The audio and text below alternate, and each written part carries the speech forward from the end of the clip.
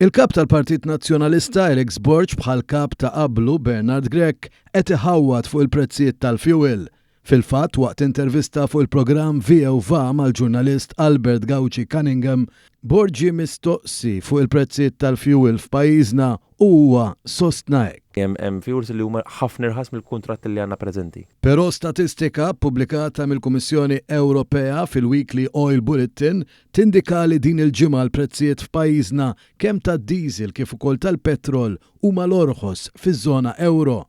Fil-fatt il-prezz tal-petrol fl-Unjoni Ewropea ilaħħaq l-euro u 62 ċentesmu, 28 ċentesmu aktar minn Malta, mentri d-diesel huwa euro u 53 ċentesmu, 32 ċentesmu aktar minn Malta. L-ola prezz tal-petrol huwa ta' euro u 94 ċentesmu fl-Olanda, jew 60 ċentesmu ola minn Malta, mentri l-ola prezz tad-diesel huwa ta' euro u 80 ċentesmu fid-Danimarka, jew 59 ċentesmu aktar.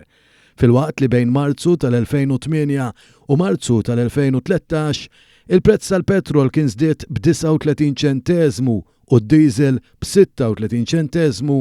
Mill-ewwel xahar sħiħ ta' din l-amministrazzjoni, il-petrol raħas b'10 ċentesmi u d-diesel raħas b'12 ċentesmu.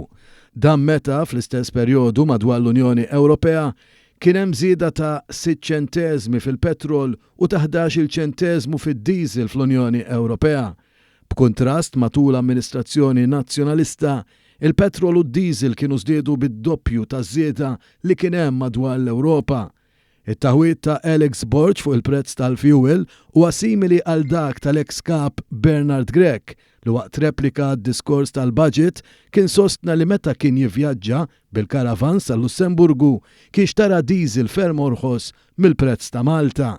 Dakinhar l-istatistika kienet uriet li l-prezz tad-diesel fil-Lussemburgu kien madwar 20 ċentesmu litru aktar milli f'pajjiżna u din id-differenza għadek sallum il-ġurnata.